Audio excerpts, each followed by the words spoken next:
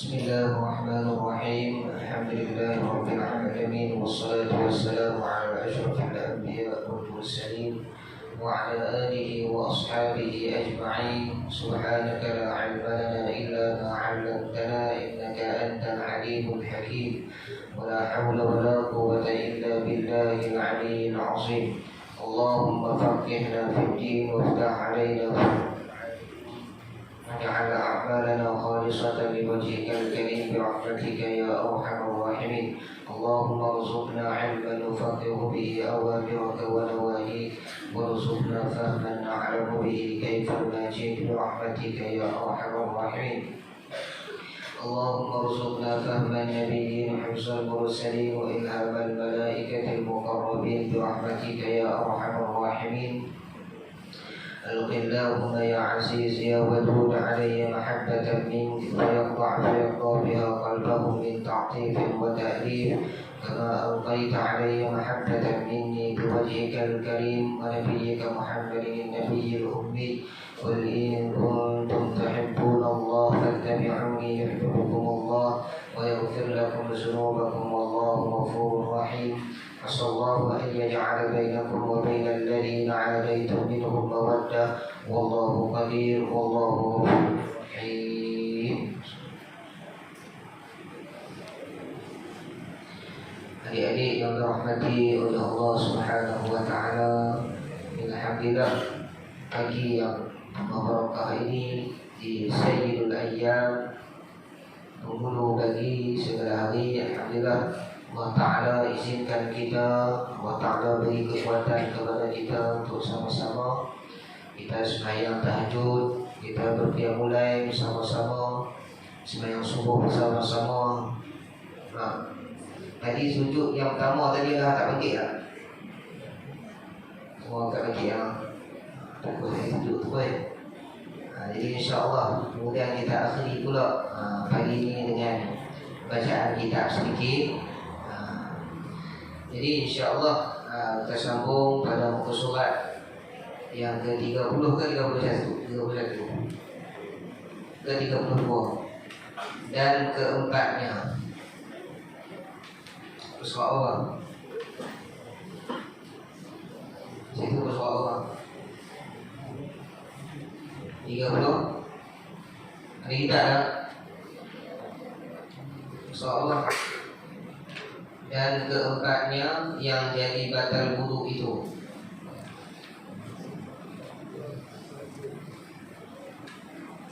bersentuh kulit lelaki dengan kulit perempuan. Kita ustaz ni 31. Kita tu bersuara orang 30. Bersuara orang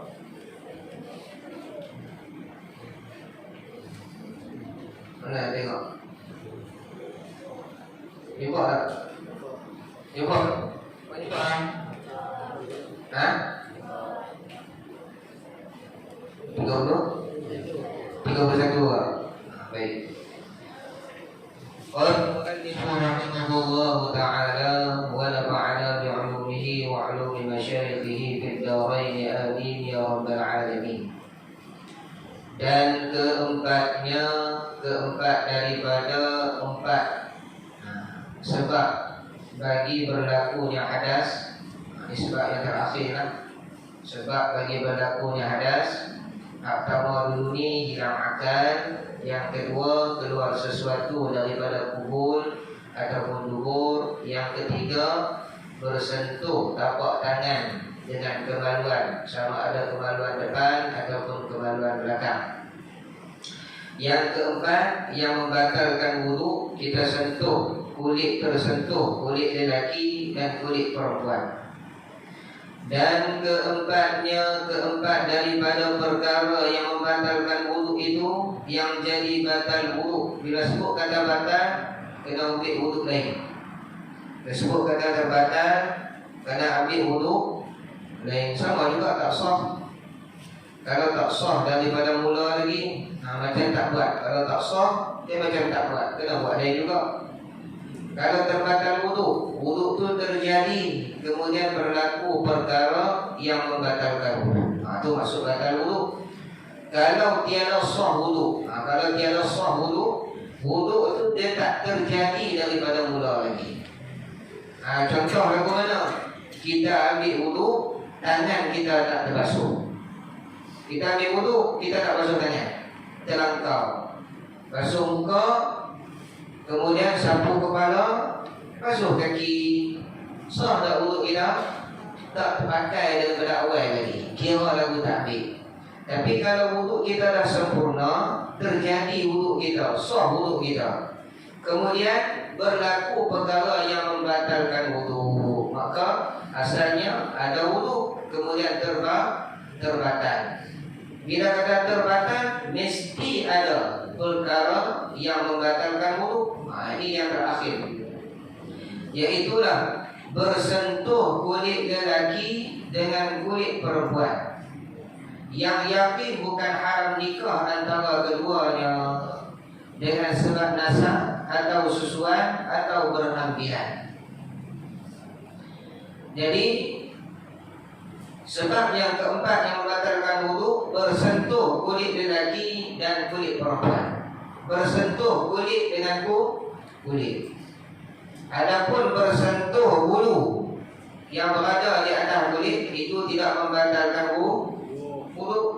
Sentuh rambut, nampak tak? Batal wudu tak? Tak batal wudu. Haram tak sentuh? Haram sentuh. Sentuh haram. Batal wudu tak batal. Pandang pun haram. Kita tengok rambut perempuan yang halal kita berkahwin dengan dia, boleh ke tak boleh? Haram tak? Perempuan wajib tutup tak? Wajib. Hak lelaki yang jawab ni. Perempuan wajib tutup tak? Wajib lah. Jangan kat sekolah saja, kat rumah pun kena tutup juga. Kan? Kadang-kadang dekat sekolah saja. Bila kat rumah, nenek mertua abang dia, wai semua kalau. Wai setengah ke wai suku? Wai suku. Kan? Nenek mertua abang dia wai suku tu, dia pakai tudung juga. Dia bawa 1/6. Apa jadi dengan tudung dia? Nampak tak? Tudung dia tu belayang. Jadi rambut dia pun ikut sekali dia terbakar tu. Allahumma salli ala sayyidina Muhammad. Jadi kena tutup aurat. Baik, pada masalah ni yang membatalkan wudu, kita sentuh kulit dengan kulit. Kalau kita sentuh rambut, batal tak wudu? Tak batal wudu. Tetapi hukumnya haram sentuh, lagi haram lihat. Lihat haram, sentuh pun haram. Kemudian apabila tersentuh tiada membatalkan wudu, ataupun sengaja sentuh tak membatalkan wudu. Adapun sentuh kulit dengan kulit, ni kulit ni. Kulit tangan ni. Itu membatalkan wudu. Sentuh awet, batal wudu tak? Batal. Melainkan kalau awet tu muak kita, batal tak wudu? Tak batal. Awet tu kak kita, batal tak wudu? Batal. Nampak tak? Baik, Allahumma salli ala sayyidina Muhammad. Tapi kalau lah pergi sentuh gigi dia, batal wudu tak? Sentuh kulit batal wudu, tak apalah abang sentuh gigi dia. Boleh tak? Tak boleh, haram. Tengok haram tak? Haram. Tengok pun haram, sentuh pun haram. Cuma pada pihak membatalkan wudu, tiada batal wudu. Baik, aurat. Aurat ni, apa makna aurat? Aurat itu adalah perkara yang wajib ditutup dan perkara yang haram dilihat. Perkara yang wajib ditutup dan perkara yang haram dilihat, itu adalah ta'rif bagi aurat. Aurat itu bukan terhenti ta'rif dia kepada perkara yang wajib ditutup sahaja, tak. Perkara yang wajib ditutup dan perkara yang haram dilihat. Baik, kita tengok. Perkara yang wajib ditutup oleh lelaki tak mana? Yang wajib ditutup Di antara pusat dan lutut serta pusat dan lutut. Lutut pun kena tutup, pusat pun kena tutup. Dan di antara pusat dan lutut wajib tutup. Mana ada orang pakai belah atas, pakai belah bawah, tengah tu buka? Tak ada. Jangan bayar lah. Hak bayar tu ada. Kenapa? Hak berlakunya tak ada. Itu orang lelaki. Kalau orang perempuan, kalau orang perempuan, dekat mana yang wajib tutup? Semua tubuh badan semua wajib tutup, melainkan muka dan tapak tangan dan tangan. Tapak tangan, enggak pergelangan tangan itu yang bukan aurat. Adapun lain daripada itu aurat dah. Aurat wajib tutup dah. Wajib tutup. Itu pada pihak barang yang wajib tutup, perkara yang wajib tutup. Ada satu lagi, ada sambungan lagi. Dan perkara yang haram dilihat. Apa perkara yang haram dilihat? Orang perempuan haram melihat sekalian tubuh lelaki. Orang lelaki haram melihat sekalian tubuh perempuan. Faham tak ni? Itu tak boleh bagi aurat. Nampak tak? Okey, baik. Haram tengok. Bila haram tengok, adakah wajib tutup semua? Tak. Pada pihak wajib tutup itu qadar yang tertentu yang wajib ditutup. Nampak tak? Perempuan wajib tak tutup muka? Perempuan wajib tak tutup muka? Tak wajib. Tapi haram tak lagi tengok perempuan? Haram. Nampak tak? Laki wajib tak pakai baju? Kalau baju bukan tempat yang wajib ditutup. Auratnya yang wajib ditutup kerana pusat dan lutut. Nampak tak? Tapi orang perempuan haram tak melihat justru tubuh lelaki? Haram melihat. Nampak tak? Pada pihak memandang sekalian orang lelaki haram memandang sekalian tubuh perempuan, dan orang perempuan haram memandang sekalian tubuh lelaki. Adapun pada pihak wajib tutup, maka pada pihak lelaki di antara pusat dan lutut, dan perempuan sekalian tubuh badan melainkan muka. Muka tu di mana? Muka tu kawasan yang sah apabila dia berwudu. Mana kawasan yang sah berwudu? Daripada hujung pakai rambut ini, tumbuh rambut ini sampai dagu. Daripada hujung telinga ini, anak telinga sampai anak telinga. Nampak tak? Janganlah terbuka bawah ni. Ni aurat tak ni? Aurat ni wajib tutup tak? Wajib tutup. Baik, Allahumma salli ala sayyidina Muhammad. Pada pihak wajib tutup kena kepada diri seseorang tadi. Pada pihak haram melihat orang lain, haram melihat dia. Itu dan dia haram melihat orang lain. Itu ta'rif bagi aurat. Baik, tengok di sini. Setengah daripada perkara yang batalkan wudu, sentuh kulit dengan kulit. Adapun rambut, kuku itu tiada membatalkan wudu. Gigi tak membatalkan wudu. Sentuh kuku batal wudu tak? Tak batal wudu. Sebab apa tak batal wudu? Kerana kuku kulit tak? Kuku kan kulit. Gigi kulit tak? Rambut kulit tak? Tak. Yang membatalkan wudu sentuh kulit dengan kulit. Habis.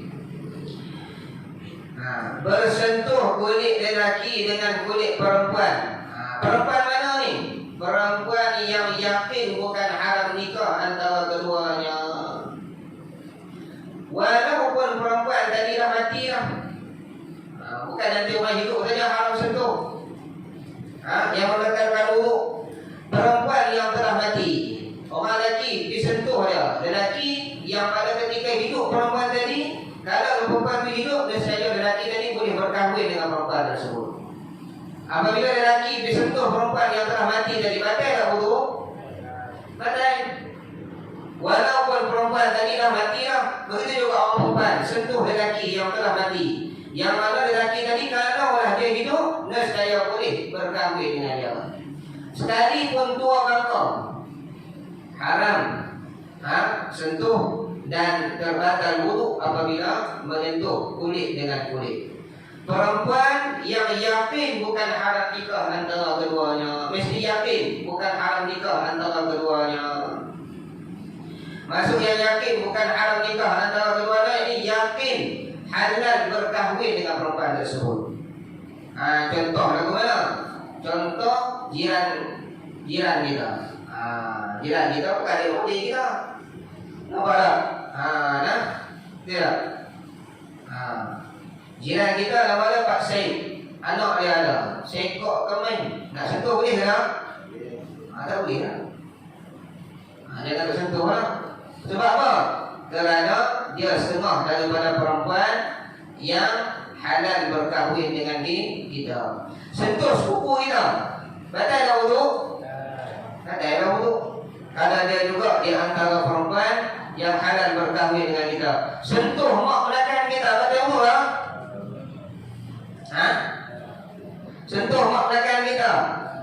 Kakak kepada ayah kita ataupun kakak kepada mak kita, adik lelaki, adik perempuan kepada ayah kita, adik perempuan kepada mak kita, batal tak wudu? Tak batal wudu. Sentuh untuk kita batal wudu lah? Tak batal wudu. Sentuh isteri kita batal wudu lah? Batal. Sentuh isteri batal. Sentuh bini kepada pak nakan kita batal wudu tak? Sentuh bini kepada pak belakang kita. Bukan pak belakang kita. Dia bini kepada pak belakang kita. Laki-laki ya. Batal tak? Batal wudu. Kerana kalau pak belakang kita cerai, bini dia, kita boleh nikah tak? Kita boleh nikah. Orang perempuan sentuh pak suami bagi mak belakang. Sentuh suami bagi mak belakang batal wudu lah? Bunyi macam tak batal? Batal. Batal wudu. Sebab apa? Kalau mak belakang kita tu bercerai dengan suami dia, nescaya kita boleh nikah dengan dia. Itu maksud yakin bukan haram nikah tu, yakin halal berkahwin antara keduanya, antara orang yang menyentuh kulit dengan kulit tadi. Sentuh tadi, yang haram nikah tadi tu. Yang haram nikah dengan sebab nasab. Dengan sebab nasab ni ada 7 orang. Di antaranya ibu kita, tok kita hingga ke atas. Yang keduanya anak, cucu hingga ke bawah. Yang ketiganya saudara. Sama ada saudara seibu sebapak, saudara sebapak, saudara seibu. Dan banyak lagi ke depan. Nanti pengarang akan ceritakan kepada kita siapakah perempuan yang halal berkahwin, yang haram berkahwin dengan sebab nasab, dan perempuan yang haram berkahwin dengan sebab susuan, perempuan yang haram berkahwin dengan sebab perhamilan. Dia tanya. Kalau binatang berbulu batal tu? Tak batal lah binatang. Yang sentuh yang membatalkan wudu ni sentuh orang kan. Sentuh kucing. Batal wudu lah sentuh kucing. Nak main surau sentuh kucing, batal lah wudu. Pegang tak apa. Usuh kat main surau tadi. Nampak tak? Hadut di asrama balas main kucing. Allahumma salli ala sayyidina Muhammad. Tak batal wudu.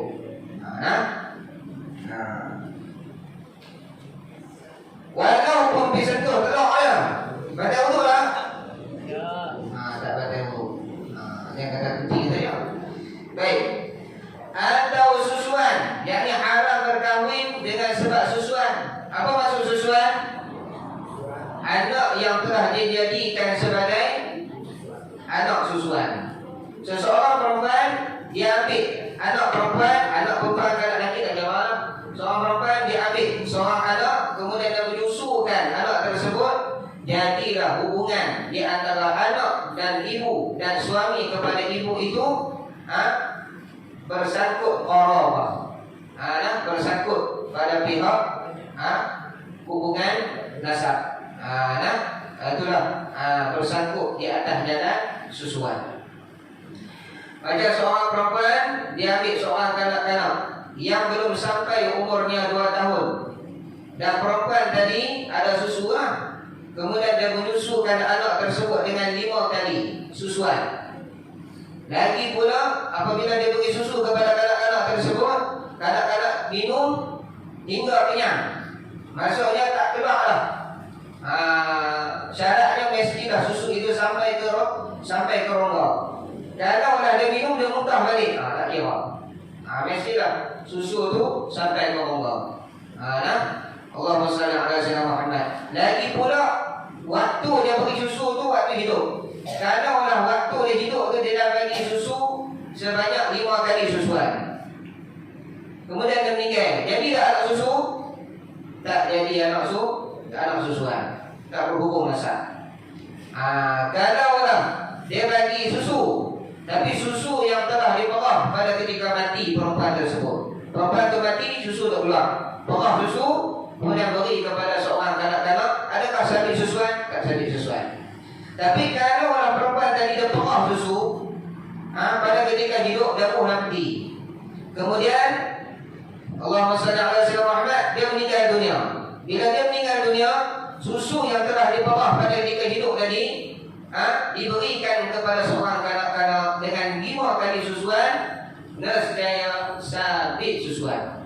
Karena susu yang diminum oleh kanak-kanak tersebut adalah susu yang telah diperah oleh perempuan tersebut pada ketika hidupnya, walaupun dia dah mati lah. Dia bersangkut dengan suami dia, apa tak? Kat sini ni. Jadi orang yang bersangkut di atas dengan susuan, perempuan tu dia menyusu seorang kanak-kanak, akan bersangkut, dia akan jadi 84 jenis orang. Ada 84 jenis orang. Kalau bersangkut dengan nasab ini, dua ada, Allahumma salli ala sayyidina Muhammad, dua ada 7 jenis orang. Adapun bersangkut pada pihak susuan, dua ada 84 orang. Tu nak kena mengaji dah depan tu. Atau berambilan daripada ambil buat bini. Ambil buat bini. Berambilan dia ada 4 orang. Yang pertama, mak tiri ataupun pak tiri. Yang kedua, mak mentua ataupun pak mentua. Yang ketiga, menantu lelaki ataupun menantu perempuan. Yang keempat adalah anak tiri, sama ada lelaki ataupun perempuan. Mak tiri ataupun pak tiri. Mak tiri itu isteri kepada bapa yang bukan mak kita. Bapa tiri adalah suami kepada mak yang bukan pak kita. Tahu tak? Itu pak tiri, mak tiri. Menantu isteri kepada anak lelaki kita ataupun suami kepada anak perempuan kita. Atau orang panggil menantu. Jadi mentua, menantu, kemudian siapa dia? Anak tiri. Dia baik. Anak tiri, anak bagi isteri yang bukan anak kita, ataupun anak bagi suami yang bukan anak kita. Seorang perempuan dia menikah dengan seorang lelaki yang dah ada anak. Nampak tak? Jadi anak bagi suami dia yang baru itu, dia menikah dengan budak ada anak lah. Nampak tak? Anak bagi suami itu bukan anak dia, tetapi anak tirinya. Seorang lelaki menikah dengan janda, ada anak dah. Nampak tak? Kemudian anak bagi janda tadi adalah anak tirinya, bukan anak dia. Mentua, menantu, tiri. Satu lagi apa dia? Jadi apa dia ni?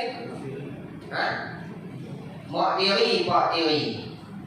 Menantu lelaki, menantu perempuan. Anak tiri, anak lelaki ataupun anak perempuan. Satu lagi? Pak mentua, mak mentua. Nampak tak? Pak mentua ayah kepada isteri, mak mentua ibu kepada isteri. Ataupun bapa kepada suami, ataupun ibu kepada suami. Maka semua itu bersangkut dengan kita. Sebab apa? Sebab bernikah. Pak mentua, kita kita pergi nikah dengan anak dia jadi pak mentua kita dan mak mentua kita. Nampak tak? Anak tiri, kes kita pergi nikah dengan mak dia, dapat anak tiri. Kes kita pergi nikah dengan pak dia, dapat anak tiri. Kes nikah tu atau perambilan. Apa maksud perambilan di sini? Ambil buat bini. Begitu juga mak tiri, kes pak kita pergi nikah dengan dia. Begitu juga pak tiri, kes mak kita pergi nikah dengan dia, jadi mak tiri kita. Ini bersangkut hubungan tadi itu haram berkahwin tadi dengan sebab Allahumma shalli ala sayyidina Muhammad, dengan sebab berambilan. Habis. Atau bersentuh dengan barang yang pada makna kulit. Apa barang yang pada makna kulit? Iaitu dagingnya dan tulangnya yang belum bercerai-cerai, belum berputus-putus. Begitu juga perkara yang membatalkan wuduk bukan saja sentuh kulit dengan kulit, iaitu batal wuduk juga apabila kita bersentuh daging dan tulangnya yang masih belum bercerai daripada badannya, yang masih belum berputus-putus daripada badannya. Kalau bercerai daripada badan, tengok yang membatalkan wuduk tu belah banyak. Contoh orang aksiden, terputus kaki. Yang membatalkan wuduk kalau dia pergi pegang badan tarik ke tepi, itu batal wuduk. Sentuh kulit dengan kulit lah. Adapun dia pergi sentuh kaki tadi, tak membatalkan wuduk. Yang jusuk yang sedikit tadi tak membatalkan wuduk. Yang batal wuduk mana? Yang batal wuduk jusuk yang banyak. Tengok bawah tu ada. Adapun kulit dan daging dan tulang yang sudah putus-putus dan bercerai-cerai daripadanya, sama ada bercerai pada masa hidup atau bercerai selepas matinya, seperti kepalanya atau tangannya atau kakinya atau pahanya, aksiden putih kepala, aksiden putih tangan, aksiden putih kaki, putih paha, atau dikerat dua sama banyak, maka tiada batal wuduk sentuhnya. Nampak tak? Aksiden terputih dua sama banyak, terbelah dua sama banyak. Dia masuk dalam mesin apa-apa tak? Terbelah dua sama banyak, maka sentuh belah mana-mana pun tidak membatalkan wuduk. Ataupun dia sentuh jusuk bagi anggota yang terputus, tapi sentuh belah yang banyak. Bukan sentuh belah yang banyak membatalkan wuduk, sentuh belah yang sedikit tiada membatalkan wuduk. Nampak tak? Aksiden terputus jari. Kemudian dia tu pula perempuan, kita pergi tolong perempuan yang halal kita berkahwin dengan dia, kita angkat badan dia tadi, kita sentuh dia, maka yang tu membatalkan wuduk. Ada bersentuh jari dia, kita pergi gunting pula jari dia, tak membatalkan wuduk. Pada kita sentuh jari dia tak membatalkan wuduk, pada ketika kita sentuh badan dia membatalkan wuduk. Tak kira lah jusuk mana sekalipun yang pada di badan dia, apabila kita sentuh membatalkan wuduk. Sentuh kulit dengan kulit. Maka jika tiada sama banyak, maka batal wuduk sentuh yang sebelah banyak juga. Sebelah banyak saja yang batal wuduk, sebelah sedikit tak batal wuduk. Tetapi haram pandangnya dan sentuhnya. Pada pihak batal wuduk tak batal wuduk, walaupun tak batal wuduk, tetapi kita pergi sentuh tu hukumnya haram. Pandang hukumnya haram. Sebab apa pandang hukumnya haram? Aurat. Sentuh perempuan yang halal berkahwin dengan dia hukumnya haram. Tetapi haram pandangnya dan sentuhnya. Sebab apa? Kerana tiap-tiap jusuknya sama ada berhubung atau yang sudah bercerainya, seperti rambut atau kukunya atau giginya atau dagingnya atau tulangnya, maka haram disentuhnya dan haram pandangnya. Pada pihak kita pergi sentuh rambut, haram. Nampak tak? Kita tengok, haram. Tapi batal wuduk lah? Tak batal wuduk. Sentuh gigi, sentuh kuku, tak batal wuduk. Tetapi hukumnya haram sentuh, lagi haram melihat. Baik. Sentuh kulit dan kulit yang membatalkan wuduk ni sama ada sengaja ataupun tak sengaja. Contoh, dia menikah lah. Nampak tak? Dia beli rumah sempit, jalan tu dekat dengan dapur. Jadi bila dia keluar ambil wudu, bini dia tengah duk goreng nasi goreng, tersentuh bini dia, tersentuh, bukan sengaja sentuh, tersentuh badan wudu lah. Badan wudu lah, tersentuh. Badan wudu sama ada sengaja ataupun tak sengaja, sama ada dengan syahwat ataupun dengan tiada syahwat, badan wudu. Tapi syaratnya mestilah perempuan tadi perempuan yang yakin akan berkahwin dengan dia. Habislah situ. Pada sedikit di waktu pagi ini kita beri satu hukum, sentuh kulit dengan kulit membatalkan wudu. Kemudian kita reti lagu mana orang yang kita sentuh tadi yang membatalkan wudu, dan tang mana yang membatalkan wudu, tang mana yang tak membatalkan wudu, juzuk mana yang membatalkan wudu kalau sentuh, juzuk mana yang tak membatalkan wudu kalau sentuh. Kemudian kalau tak batal wudu sekalipun haram sentuh lah, haram tengok lah. Ini moga-moga sedikit sebanyak bermanfaat bagi adik-adik. InsyaAllah kita akan sambung lagi bacaan kita pada minggu-minggu akan datang, InsyaAllah selepas daripada raya nanti. Jadi Ustaz mengucapkan selamat Hari Raya Aidil Adha. Selamat menyambut, bukan selamat Hari Raya, nanti tak raya lagi. Selamat menyambut Hari Raya Aidil Adha. Siapa bawa korban? Ada bawa korban tak kat dengan? Siapa bawa korban? Bawa korban? Siapa lagi bawa korban? Siapa lagi ada tak? Korban lah bawa korban. Jadi bawa korban, niat bagi betul ikhlas kerana Allah Subhanahu Wa Taala.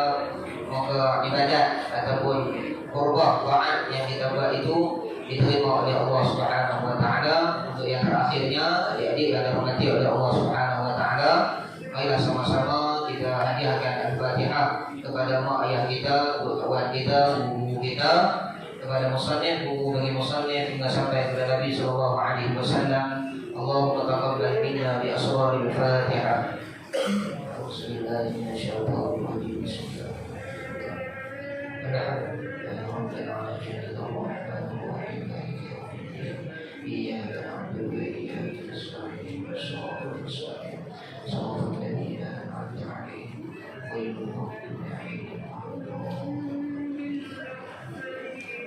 Untuk yang terakhirnya, saya mohon maaf sekiranya tersalah bahasa, tersalah cakap, tersalah sikap. Moga-moga adik-adik yang dirahmati oleh Allah Subhanahu Wa Taala untuk menjadi insan yang mulia insya-Allah. Bismillahirrahmanirrahim. Alhamdulillahirabbil alamin. Wassalatu wassalamu ala asyrafil anbiya wal mursalin wa ala alihi wa ashabihi ajma'in. Allahumma rzuqna fahman nabiyyin wa hifzal mursalin wa ilhamal malaikatil muqarrabin bi rahmatika ya arhamar rahimin. Allahumma ya man biyadihi maqalidul khairi kulluhu ilayhi turja'ul amru kulluhu. Iftah alaina fathan qariba ya fattah ya alim ya fattah ya alim ya fattah ya alim. Iftah alaina fathan qariba. Wa sallallahu ala sayyidina Muhammad wa ala alihi wa sahbihi wa sallam. بفضل سبحان ربك رب العزة عما يصفون وسلام على المرسلين والحمد لله رب العالمين.